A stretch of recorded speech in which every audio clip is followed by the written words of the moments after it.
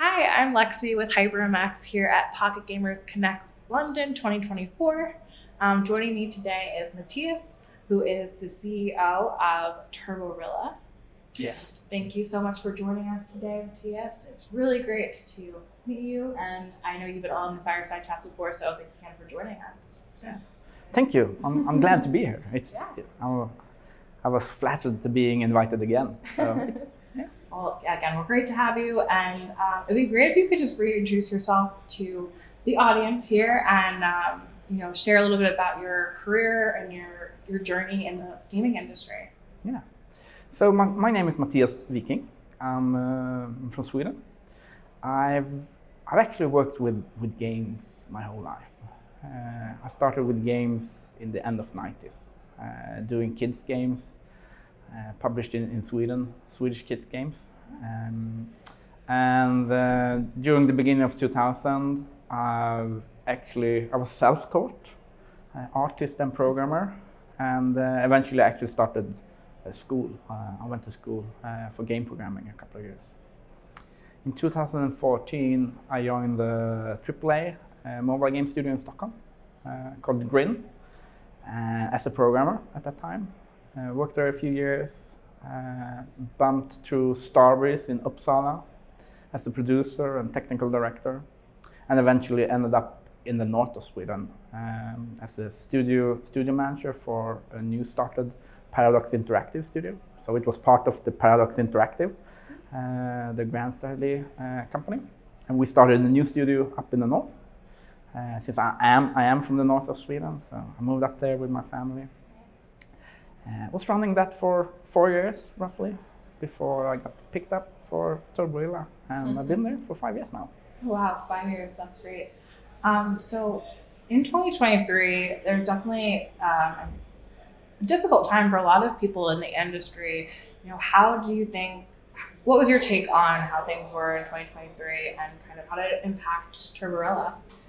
2023 was a rough year. I think everyone that's worked in the industry or around the industry would agree, most of them at least.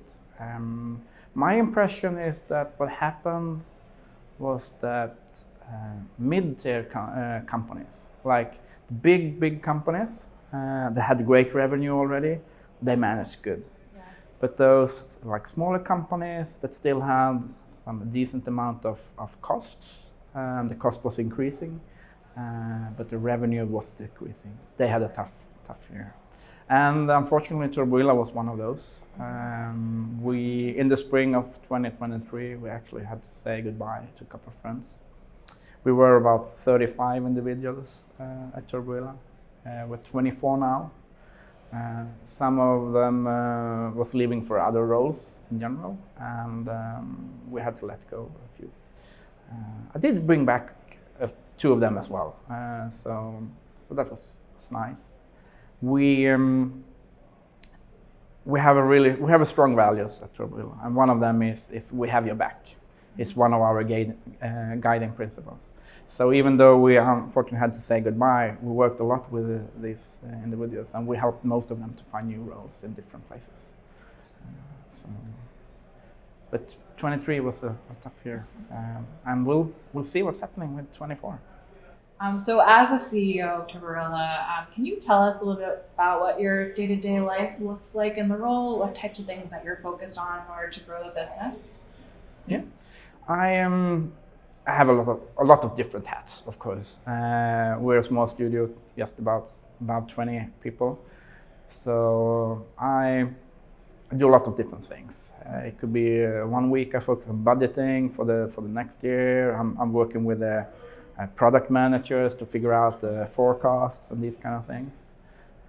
I can also have more HR related things, like someone's going to be on parental leave. How are we going to replace them for some period of time, or are we going to do other things? But in general, I would say I try to work a little bit ahead of time, being in front of the team and kind of making sure they have the best possibilities to focus on their job.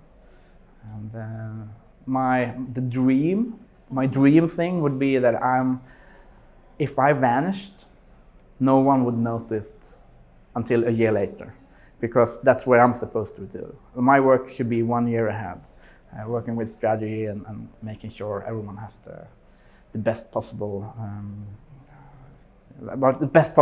workplace and everything settled for them, so they can just focus on making great games. Gotcha. So the Mad Skills IP continues to be a cornerstone in your portfolio of games. What is it about that title that you think allows it to continue its success for so long? It's several things. One of the things is our founder of Turborilla. He's a programmer and he loved physics. So he created the physics engine that was really catered to motorcycles and bikes on our first games. And that kind of physics engine has been the key and the things we've been building on. And we say that we want to have real life physics for our vehicles in our games, but without jeopardizing the fun. Mm-hmm. So we don't want to be like a full simulator, physics simulator with everything and tweaking and tuning a bike, but it should feel like you're riding a bike. And by doing that, a lot of motocross fans loved our games. And we have like a full saturation into motocross industry. Our head of marketing and business developer, he comes from the motocross industry. He was running a news outlet, a web page and a newspaper, like the biggest one in the world, motocross paper. So he knows the industry. And when he started working with us, he really knew how to reach out to the players. So we become like a cornerstone. As you're talking about, it's our cornerstone game, but we have become a cornerstone in the lifestyle of motocross riders. Wow. So that's probably one of the key things for us. That's great. Now I know your newest project is Rally Crash, correct? Yes. I feel like that's a bit of a different title compared to what you said your cornerstone was. So what is it about this title that you think it's going to make it successful, and what are your plans for it? Yeah. So Rally Crash, that's the name of the game, and it's rallycross. The sport is rallycross, and so it's still action sport. It's the things we're focusing on. The physics is there, like when you're playing the game, you can feel the car physics in the car, and so that's the thing that's still important. And we are catering to the fans of the sport. So we already have partners, key partners in the motocross community and the industry that we are partnering up with. And we think it's a great fit in our portfolio of games. And we had it out for like less than a year in something we call it a global soft launch. We've seen some trends when we've been doing traditional soft launches, like releasing in one or few regions. We get the data we were expected.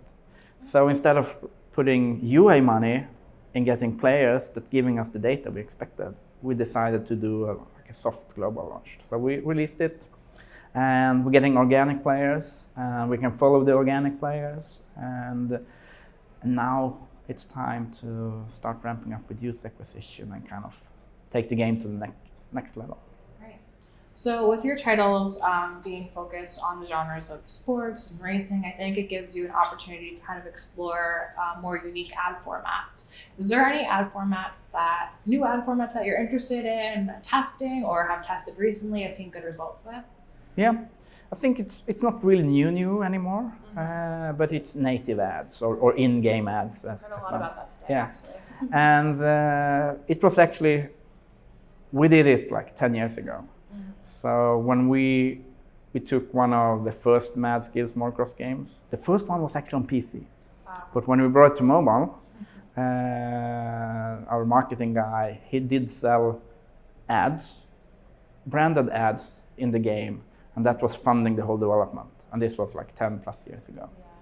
Yeah. So we in the early stage was having like real life brands in our games in the same way as they are in the sport. So if you go for a motocross track, you're going to find the tough blocks with ads, you're going to see banners on the sides, etc. So we've been trying to mimic that.